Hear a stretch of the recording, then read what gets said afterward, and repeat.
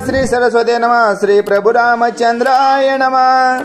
रामे निक्षत्रिय प्रथमी करिताय मथुळेशी आलाय अवचिता. ऋषी वृंदासी होय पुछता येथे राज करते कोण होया. कथा परिसता रामायण पूर्वज उद्धरती जाण. पूर्वजांचे नवल कोण पूर्ण उद्धार त्रिजगती. अशा प्रकारे पवित्र आणि पावन रामकथा भावार्थ रामायण आणि त्याच्यामधील महाराज आपणही म्हणतो किंवा सरळ सरळ म्हणूयात, पण आपण कधी त्याचा विचार करत नाही. भरलं की लवंडत असतं किंवा हाती झालं की माती होते. हो ज्याला खाऊन जेवून घर घेणे ऐसे मांडिले सहस्त्रार्जुने. ज्याच्या घरचं खाल्लं त्याचीच गाय मागितली. ऋषीने स्वर्ग. ऋषीकडे काय असतं महाराज, आमच्या कांबळे मामासारखे असतात पण सत्कार्याला लावण्यासाठी परिपूर्ण असतात. असं म्हणले राजाला देवण देणारे ऋषी. पण ती गाय याच्या मनात बदलं. पाप आलं महाराज, पाप आलं. गायीचाही छेद केला आणि ज्यानं जेवायला बोलवलं त्यालाही मारलं. आईनं आवाज दिला, हाक कुठे गेली महाराज. आपणही जर भगवंताला पराया वाणीपासून जर हाक मारले तर तो बरोबर आवाज देतो. त्याप्रमाणे आईचा आवाज गेला. परशुरामजी आले, पूर्ण पृथ्वी क्षत्रिय केली. पण जाता जाता आता कुठे गेलो, मथुरेला. आणि तिथं सगळे ऋषीवृंद देवाचे भक्त होत. त्यांना विचारलं इथं राजा कोण आहे बोला. ऋषी सांगती परशुरामा हा चक्रवर्ती धर्मात्मा. देही असु निवेदी धर्म आगाध महिमा पयाचा. सांगितलं अरे या ठिकाणी जो राजा आहे तो राजाचा आहे. म्हणायला नुसता देह पण त्याची विधेय अवस्था आहे. आणि असं आहे सर्व कार्यामध्ये धर्मानं नीतीनं अन्यायानं असा जो वागणारा हा राजा बोला. आईसा ब्राह्मण बोलले उत्तरे तव जनक सामोर आला तू सत्वरे. आलिंगुनिया परमादारे रामासहित ऋषी गृहा गेला. याला म्हणतात आपल्याकडे गृहस्थी आश्रमाकडे असलं पाहिजे. अतिथी देवो भवा, मात्र देवो भवा, मित्र देवो भवा आणि गुरुदेवो भवा. स्वतः जनक राजाच्या दारामध्ये असणारे स्वतः परशुराम आल्याबरोबर धावता वेगाने उठला, नतमस्तक झाला, सामोरा गेला. जनक राजा ब्रह्माधिकारी परशुराम त्याते नये मारी. एकात्मता प्रीती करी त्याचे घरी राहिला. भक्ती आणि याला म्हणतात ज्ञान, याला म्हणतात वैराग्य. सगळे मारले पण असा सदभक्त असणारा जनक राजा महाराज तो असणारा मिथुळेचा राजा त्याला मात्र मारलं नाहीये. स्वतः परशुरामजीने त्यांच्या घराच्या ठिकाणी वास्तव्य केलेलं आहे. जनक परशुरामासी राहविले भोजनासी रामास व्यापार ऋषे जनके त्यांशी निमंत्रिले. भाव आणि पूर्ण दृढ भाव. उग वरवर नसतं महाराज. उग झाडाची वरचे फाटे खुडायचे आणि त्याला पाणी घालत असायचे. कसं ते मुळापासून जाणार आहे तसं नव्हतं. मनापासून भाव या जनक राजाचा असल्यामुळं स्वतः असणारा परशुरामाला तर ठेवलाच. म्हणले आता यथेष्ट भोजन वगैरे करायचं. सगळे ऋषी मंडळी आले, पंक्ती बसल्या. रामे ठेवून या धनुष्य बाण सोय केले संध्या स्नान. भीतरी करावया भोजन ऋषी पंगती पूर्ण बैसविली. परशुराम म्हणजे कोण आहे, एक अवतार आहे देवाचा आणि तो ब्राह्मणा कुळामध्ये जन्माला आलेला आहे. ब्राह्मणानं जर आपल्या कुळामध्ये जन्माला आला आणि ब्राह्मण जर असेल त्याला काय असते, त्रिकाल संध्या असते. सकाळ दुपार संध्याकाळ. संध्या स्नान केलं, धनुष्य खाली ठेवला आणि जसरा त्या जनक राजाच्या घरामध्ये येऊन बसलेले आहे. ताटे वाढली चोकडी अवघ्या जस एकची गोडी. जनके अत्यंत आवडे केली परवडी. प्रेम जर नसेल तर काय उपयोग आहे. त्याप्रमाणे प्रेम होता. सर्व मंडळीला ताट वाढल्यात षड्रस प्रकारचं अन्न आणि त्या ताटामध्ये वाढलं, पंक्ती बसल्या. ते देखताची परिपक्वाने देखणे देखती निज नयन दृश्य द्रष्टा आणि दर्शने समरस लोचन सुखी झाले. कधीच बघितलेलं नव्हतं असं अन्न त्या ताटामध्ये आहे. बघणाराची काय अवस्था झाली महाराज. जे बघायचं होती का दृष्टी, या दृष्टीला दिसे नसं झालं. म्हणजे तसं कसं होईल.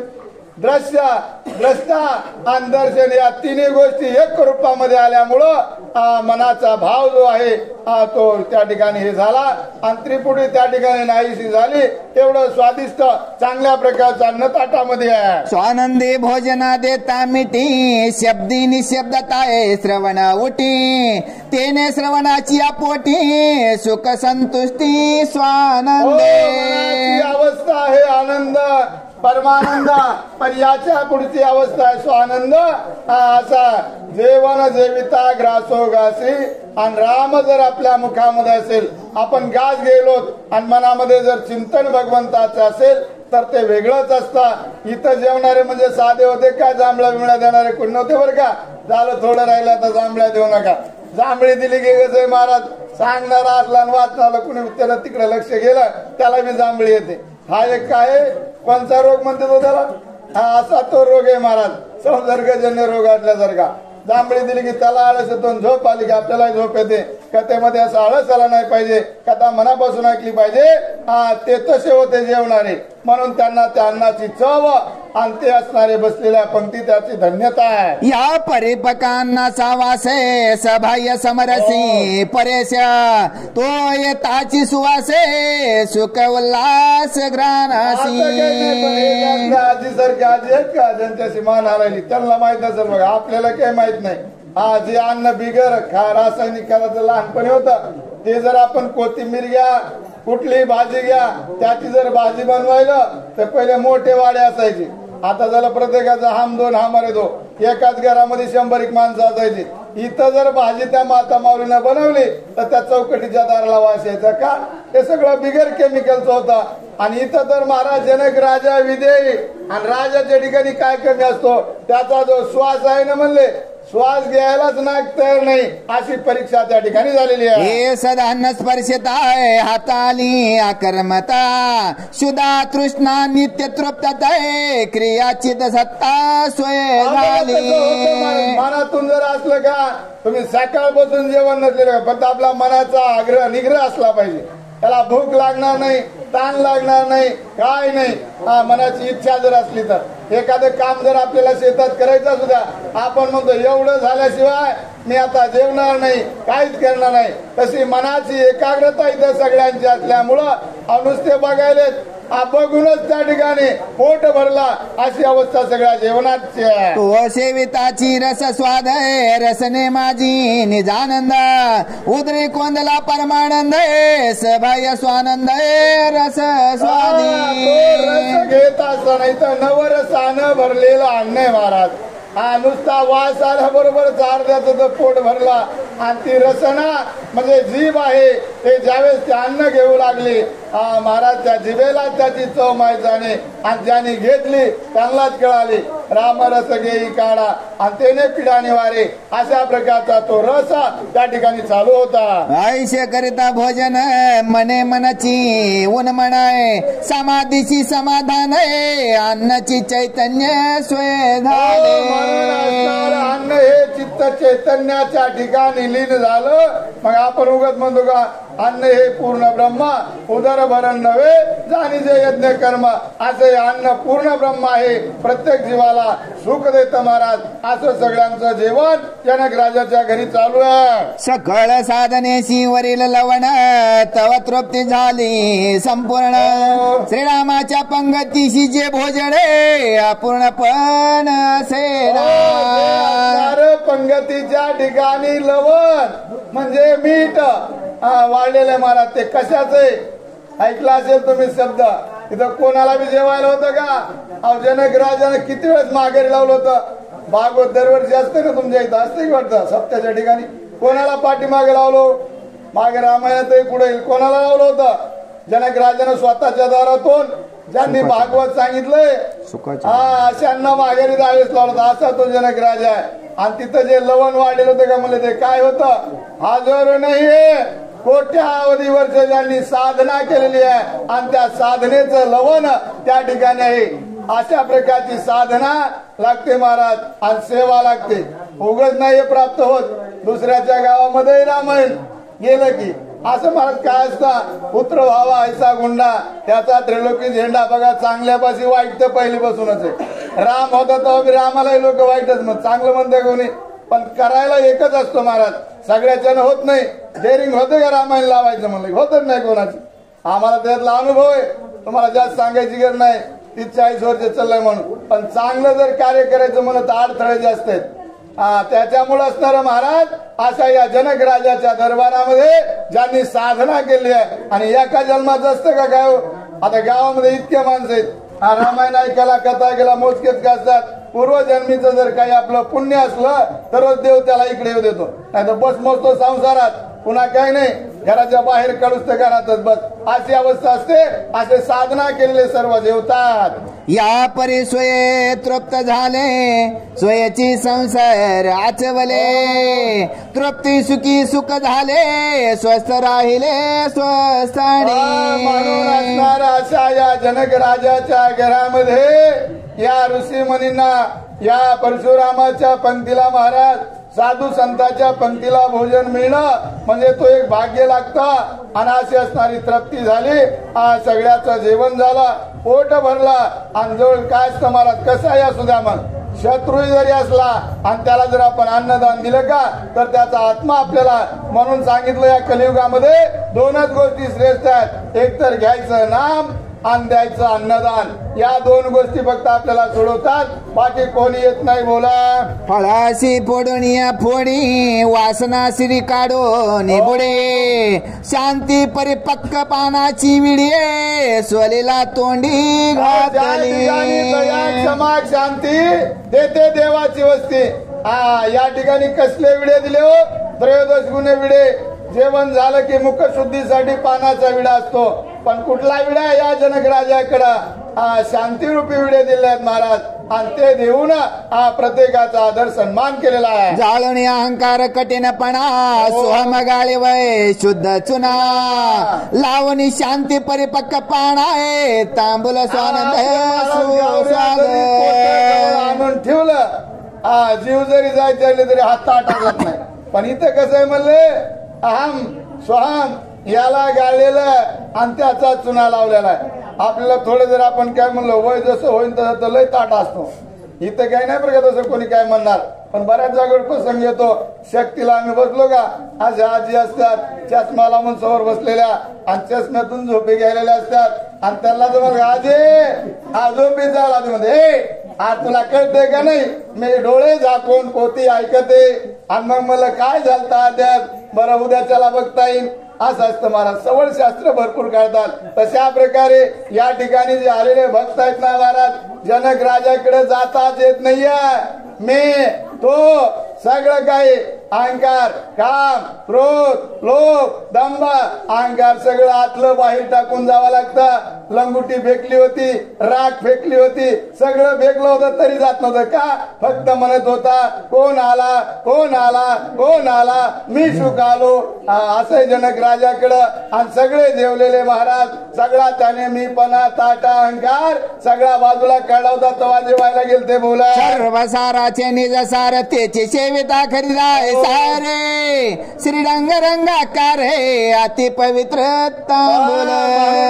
महाराज माता माऊलीला माहितीये बघा, मोठा डेरा असतो आणि पहिला असायचा मोठा खांब असायचा, मोठी रवी असायची आणि त्याचा जर आवाज यायला तर वाड्याच्या दारापर्यंत जायचा. सार काढायचं म्हणजे काय करावं लागतं, दुधाला आडीमध्ये चांगलं तापावं लागतं. पुन्हा त्याचं दही दह्याचं काय पुढं पुढं नाही सांगत, एवढी तूप निघतं. तसं हे सार रूपी जो भगवंत आहे त्यांना ज्यांनी आपलेसं केलं, आपल्या हृदयामध्ये साठवलं, त्याला जनकाकडे जाता येतं, दुसऱ्याला जाता येत नाही. अशी रुची मंडळी परशुरामाच्या बरोबर जेवण केलं आणि सगळा प्रसाद अर्पिले सुमन चंदन दीपावली निरंजन, यदा युक्त कया पूजन सुख संपन्न भार्गव. आणि आपल्या घराला जर साधू आला का महाराज, आपण त्याच्या पायाचं पूजन केलं पाहिजे. हा 16 प्रकारची पूजा आहे, पण सांगत नाही आता, वेळ नाहीये. हा बराच वेळ झालाय. बरेच जण काही जण उपाशी आलेले असते, पोटाकडे लक्ष लागले, कधीकडे लक्ष लागत नाही. अशा प्रकारे म्हणले 16 प्रकारची पूजा. चंदनाचे पाट्यात, सोन्याचे पाट्यात त्याच्यावर ऋषी मुनीला उभा केलाय. आणि अशा प्रकारची 16 प्रकारची पूजा कोण करतोय? जनक राजन, त्याची एक पत्नी. बघा, माहित असेल तर बघा, नाही तर पुढे नाव ऐकायला भेटेल. अशा प्रकारची तशीच लावण्याची खाणी अशा प्रकारची पत्नी 2 जण ऋषी मुनीची पूजा करतात. परशुरामाचा निज मेढा सीतेने सोय करून घोडा, सीत्याचा करून आवड आहे, बाणाचा गाडा जाण केला. रोज रामायण ऐकायला कळेल बाबा. आजच्या दिवस आलेला कळणार नाही. हे कशामुळे मधीच कथा आली, त्याचं कारण काय आहे? जे का धनुष्य आहे महाराज, आणि जे सीताई साहेब त्याचा घोडा करत होत्या, पण तेच राजा रावणाच्या बोकांडीवर थोबाड फुटतंय का? गर्व झाला. इथं कोणाचं चालत नाही. गर्वाचं घर कवा बी खालीच आहे. त्याच्यामुळे माणसाला गर्व रिकामा येऊ नये, ताटा अंगामध्ये येऊ नये. ताटान गर्व आला रे आला, उगत थोडंफार सुनाचं सासूचं भांडण झालं, मी तिला बोलणारच नाही. तुझा लेख झाला म्हणून ती तुझ्याकडे आली, तुला काय झालं नाही बोलायला? सुनाला जरी थोडं कळत नसलं तर तिनं जरी थोडं, कारण का ते तारुण्याचा मध असतो ना थोडा, त्याचा जोपर्यंत रक्त आहे ना शरीरामध्ये तोपर्यंत माणसाला काही कळत नसतं. अशी अवस्था असते. पण जर घरामध्ये आपल्याला जर चांगलं वागायचं असेल, चांगलं शिकायचं असेल, त्याच्यासाठी हा ग्रंथ आहे महाराज. रामायण म्हणजे काय? प्रत्येकाला आचार, विचार आणि व्यवहार देणारा ग्रंथ म्हणजे रामायण. अशा प्रकारे असणारा स्वतः त्या ठिकाणी पूजा उपचार झाला. आणि जे धनुष्य आहे त्या धनुष्याचा घोडा सीतेने केला, आणि या धनुष्याची कथा आली म्हणून असंच अर्जुन आला. नाही तर सहस्त्रार्जुनाची काही गरज नव्हती. ते रेणुका आख्यानेमध्ये आलं. अशा प्रकारे पुढे आता सीता स्वयंवरे बोला. त्या धनुष्यावर बैसोनी आहे, घोडानाच विराजा अंगणी, सोयीच्या क्रीडे राजभुवनी, राजबिंदी तून गावणी. आपल्याला तर पहिले माणसाचे म्हातारे आदर पोत मी बघितलेलं, असं उचलून घ्यायचे कुंटलचे, असं डोक्यापर्यंत खांद्यावर चालायचे. आता आपल्याला कमी केलं, 50 किलो झालं. अहो, ज्या असणाऱ्या परशुरामानं किती वजन असेल त्याचा? 21 वेळेस प्रतविनी क्षत्रिय केलेली आहे. राजा रावणाला किती हात आणि किती तोंड होते तुम्हाला सगळं माहिती आहे. तो बाकांडीवर घेऊन पडलेला आहे. एवढा मोठं धनुष्य. सीता नुसता ती काठी असते ना, लहान लेकराचा खेळ असतो, काठीची गोडी करायची, तसं त्या असणारा धनुष्याचं कोड करायचं आणि खेळायचं, असा सीतेचा उपक्रम चालू आहे. ठेविले ठाई धनुष्यबाण आहे, रामन देखी आपण आहे, मग रायावरी कोपाय माने, काय वचन बोलिला. ठिकाणी परशुरामानं धनुष्य बाण ठेवलेला होता. आपण घरामध्ये चौरमा काही ठेवलं आणि गडबडला सापडा गेलं की असं बघत असतो, राग राग कुणाकडे बघतो? घरच्यावर. हिनेच कुठं तरी ठेवला असेल. माझ्या परस्पर तसं महाराज कान्या डोळ्यानं परशुरामजी राजाकडं असं राग राग बघू लागले. माझं धनुष्य होतं आणि कुठं गेलं असं विचारलं राजाला. माझ्या धनुष्याची चोरी करी, ऐसा बळीया कोण एक क्षत्रिय, तू आल पिवला आहे घरी, तो झडकरी मजा जावी. अरे, माझ्या धनुष्याचा चोरी करणारा आजपर्यंत जन्माला आला नाहीये. संशय आला महाराज. अरे, तू लपून ठेवलेला आहे, कोणाला उचलत नाही, काय करणे बोल. 5 शतमहेवरी धनुष्य न उचले तिळ भरी, त्याची जेने केली चोरी, तो झडकरी मजा जावी. असणारे जरी रणयुद्ध आले आणि त्या धनुष्याला उचलायचं मला तर उचलत नाहीये, आणि अशी का चोरी केली, कुठं ठेवलं? आय कोणी क्रूर राम वचन, राजा जनक कंपाये माने, आजी मजा आले पूर्ण विघ्न, रामक्षेत्र वेगळे कोपला. परशुरामाकडे बघितल्याबरोबर शरीर थर थर कापू लागलं महाराज. म्हातारे घाबरलं. आता काही खरं नाही मुले, काय झालं? राजा त्या धनुष्याला गे सोये घेऊ सो लागला चांगे, राजांगणी दोघे रे गे तोची मागे आपल्या वाड्याच्या बाहेर आला तो रेग दिसली चांगली, वाड्याच्या बाहेर दिसली, लांब गेले. धनुष्याचा करुणी घोडा, सीता खेळत कसे देख पुढा, राजबिंदी घेतला दळवडाय, बाल क्रीडा क्रीडित असे. स्वतः आपल्या मुलीला बघितलं महाराज. किती वय? लहान वयामध्ये. हे कोण आहे महाराज? देवादिदेव लक्ष्मीचा अवतार सीताई साहेब.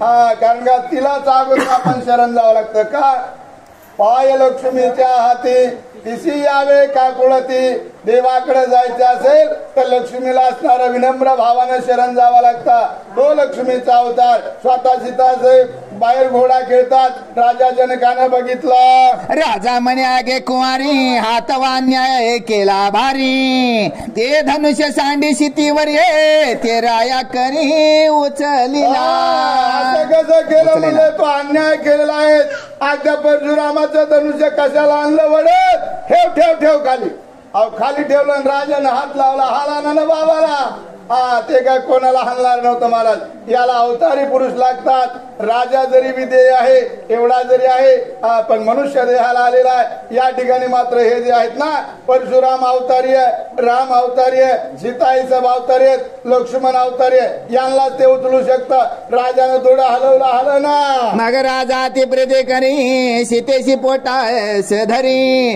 म्हणे बैस या घोड्यावर ये ते हरिवरी बैसली लेकराला जर समजावून सांगायचं असलं मला लय अवघड आहे या 3 गोष्टी पुढे चांगल्या चांगल्याने हात टेकले तर मताने हे लय टकटक बोलतोय मी बी हात टेकलेत माझं नाही सांगत स्त्री राजा आणि लहान लेकरू याच्या पुढे कोणाचंच काही चलन नाही आतापर्यंत असा अवघड कार्यक्रम हा मग म्हणले आता लेकराला जर आपल्याला काम सांगायचं त्याला सांगावं लागते दुकानाला ते म्हणते जातो लहान असलं का ते म्हणतंय जातो पण म्हणतंय काय आणायचंय जाऊ दे साखरपती आणायची ते म्हणतो नुसत्या साखरा पुरतेच पैसे होय आणि मग मला काय त्याला मला हे बघ 1 रुपया चॉकलेट घे मग ते परत पळत जात तसं हा राजाने काय दिलं मला आता आपल्या ते हालत नाही थोडा असणारा आपल्या असणाऱ्या मुलीला जवळ घेतला अंगावर बसवलं आणि म्हणलं पहिला जसा घोडा खेळत होतीस तसं मलाही बघावं लागतंय घोडा खेळत खेळत घे आपल्या दारा करोनिया धनुष्याचा घोडा नाचविती तडा तडा आहे आली परशुराम पुढा देखून गाडा तो विस्मित असणार तो घोडा खेळत खेळत परशुरामाच्या जवळ सीताई साहेब आल्या हे परशुरामचं चकित झालं नुसतं बघायला लागलं म्हणलं कस काय झालं असं म्हणे ही आदिशक्ती अनेका धनुष्यनाचे हाती हिशी आदि पुरुष होईल पती अनेकाशी प्राप्ती नव्हे तसं आपल्याला ओळखू आलं पाहिजे बरं का कोण कसं आहे काय नाही कांबळे मामा बघितलं की कळलं पाहिजे आता तरी जरा सावध व्हा परमार्थ करत असताना माणसाने तत्पर आणि सावध असलं पाहिजे कोण कसं तुमच्याकडे तर बरेच येणार आहेत त्याच्यामुळे आमच्या सारखे आले की वळवा कळला पाहिजे पांढरे कपडे घालून आला तर लय मोठा बगडा आहे का जरा काळे कपडे घेऊन आला का जरा काळा आहे का असं महाराज परमार्थात ओळखायला तर जास्त दिवस टिकतो आमचं असंच झालंय 40 वर्ष पण चाला असंच असेल आणि तसंच असेल जे लय मोठे कावळे होते त्यांनीच परमार्थाचं वाटोळ केले महाराज आतापर्यंत चांगल्या गोष्टीमध्ये जवळच्या पासूनच जास्त धोका असतो हा लांबच्या पासून नाही आहे अशी अवस्था आहे स्वतःच परशुरामानं ओळखलं म्हणले महाराज ही आदिशक्ती आदि माया अवतार आलेले आणि पुढचं लगेच भविष्य सांगितलं काय हिला जो असणारा वरणारा आहे पती आहे तो कोण आहे आदि पुरुष मिळणार आहे असं तिने सांगितलेलं आहे बरं परशुरामानं राम रायाशी पुषे विचार येशी कोण नेमिलाय वरे तो म्हणे नाही केला निर्धार हिचे स्वयंवर करणे आहे पहिल्या काळात लवकरच लग्न करत काय काय वेळेस आजी तुम्हाला माहितीच आहे पाण्याला वासिंग माहिती झालं की हे माझ्या भावाला नाही तर पोटात असताना कुंकू लावायचे म्हणून तुला जर पोरगे झालं आणि मला जर पोरगे असं प्रेम होतं बरं का पहिल्या काळामध्ये आता सोडून द्या कलियुगातला त्यावेळेस लगेच म्हणले परशुरामजी हिचा असणारा वर कोणी नेमलेला आहे का जनक राजा मला नाही बाबा अजून काहीच विचार केला नाही आता स्वयंवर करायचं अशी दोघांची चर्चा चालू आहे काय झालं परशुराम म्हणे रायाशी स्वयंवर करण्याशी तेशी मी सांगेन त्या प्रकाराशी तो सर्वांशी दुर्घट स्वयंवर करायचंय ना मी जसं सांगतो तसं थाटामाटात स्वयंवर करायचं लग्न करायचं बोला हे आदिश्वराची अवतारे आदि पुरुषी वर मी सांगेन जो पण प्रकार आहे तो सादर अवधारे आदि पुरुष म्हणजे कोण साक्षात भगवंताचा विष्णूचा अवतार आणि मी जसं सांगतोय त्या पद्धतीने हिचा विवाह करायचा आहे स्वयंवरी हाची पण जो या धनुष्याशी बैल गुण त्याशी द्यावी हे आपण आज्ञा संपूर्ण भार्गवाची आज्ञा आहे महाराज पहिलं कोणी कोणाचं मोडत नव्हतं आता आपण जरी सख्या लेकराला सांगितलं असं करते ऐकत नाही पहिलं जर महाराज आमच्या लहान काळामध्ये असं जर कोणी आपला मोठा माणूस जवळ आला तर आपल्याला खाली बघून जावं लागायचं, काही चुकलं काय झालं की. आता तो विषय सोडून द्या. त्याप्रमाणे भगवान म्हणजे या परशुरामाने सांगितलं माझी आज्ञा या धनुष्याला जो कोणी गुण लावेल म्हणजे बाण लावेल त्याला असणारी सीता अर्पण करायची आहे. तेने सीतेच्या स्वयंवरासी धनुष्य ठेविले जन काय पासी, जेने धनुष्य त्रिपुराची एके बाणीशी छेदिले. धनुष्य कोणाचं होतं? महादेवजी जवळच होता. मगाही झाला ते 2 दैत्य असणारे मानलेले होते. तशाच प्रकारे हा जो त्रिपुरा नावाचा दैत्य होता लय मोठा राक्षस होता आणि लय मारलेला होता. माजलेल्याला घालवायला देवालाच यावं लागतं महाराज, इथं कोणाचं काही चालत नाही. अशा प्रकारच्या त्रिपुरा दैत्याला एकाच बाणानं या धनुष्यानं महादेवजीने मारलं होतं. तेच परशुरामाकडे आलं होतं असं म्हणले हे धनुष्य आहे. शिवे येण्याची धनुष्यशी विध्वंसिले दक्ष यागाशी, पलवणी असुर नर ऋषी यज्ञभंगाशी पय केले. काही वेळेस स्त्रियांनी 8 तास करायला नाही पाहिजे महाराज. कथा वेगळी ते तुम्ही याच्यात ऐकला असेल शिवली लांबरथामध्ये सारखं आहे ना. ज्यावेळेस असणारा आपल्याच बापाच्या घरी यज्ञ चालू होता. महादेवजी म्हणले बापाचा असो कोणाचं असो निमंत्रण आल्याशिवाय जायचं नाही. परमार्थाच्या ठिकाणी जाता येतं पण त्यावेळेस तसेच निघाले. नाही म्हणल्या पार्वत्या जावाच लागते चला लवकर गेले. पण तिथं महादेवीला मान नाही काय नाही सन्मान नाही. सगळ्याला बोलवला त्यावेळेस महादेवजीला राग आला. या धनुष्याला बाण लावला आणि स्वतःच्या सासरेचं मुंडकं वळवलं. पण पुन्हा असणार कशाचं मेषाचं शिर आणून लावलं आणि त्यालाही उठवलं. कारण का वडील आहेत महाराज, वडिलाचं असणार दुःख पार्वतीला झाला त्याच्यामुळं उठवलं. आणि मला त्यावेळेस दक्षाचं शिरछेद या धनुष्यानं केलाय महादेवजीने. हेच शिव चाप घेऊन करी 21 वेळा निक्षत्री, परशुरामे केली धरत्री ते हे स्वयंवर ठेविले चाप. स्वयंवरामध्ये हे धनुष्य ठेवलेलं आहे. याच धनुष्यानं मी स्वतः म्हणले आणि 21 वेळेस पृथ्वी निक्षत्री केली आणि त्याच्यातला एकच वाचलेला राजा आपण आताच कहताय की कोणचा वाचला? हा जनक. बाकी सगळे मारले होते आणि म्हणून याच्या घरी अवताराला आलेली यादी माया शक्ती आणि त्याच्यामुळं तिच्या पाणीग्रहणासाठी याचा पण लावलेला आहे. हे धनुष्याची मूळ वार्ता अतिशय शिरसाळ कथा, शतानंद झाला सांगत आहे ऐकून समजता आश्चर्य. या धनुष्याची कथा कुणी सांगितली हो? कोणी सांगितली कुणाला? जो असणारा जनक राजाचा. प्रत्येक राजाकडे पहिले पुरोहित असायचे. रामराज्याकडे वसिष्ठ महाराज तशी या जनक राजाकडे शतानंद नावाचा पुरोहित होता आणि त्यांनी सगळी ही कथा धनुष्याची सांगितलेली आहे. अशा प्रकारे कथा बदलली होती पण आता आली जाग्यावर. आता जनकाच्या निज घरी स्वयंवर सभेसीचे परी, हे जे महासभे माझारे राम प्रताप थोरी धनुर्धय भंगे. आता तुम्हाला संध्याकाळी ऐकायला भेटेल किंवा नाही अजून 1-2 दिवस जातील. रावणाची फजिती होईल मला तर त्याच्यामध्ये एखादा अध्याय वाढेल. लग्न होईल. लग्न म्हणलं की सगळेजण आपलं फेटे बिटे बांधून साड्या गिड्या चांगल्या काढून काय मायला पहिलं रामायण असायचो. रामायण सीताच रामाचं लग्न म्हणलं की सगळ्या महिला तो घातल्या साड्या बिड्या नव्हते आपल्याकडे.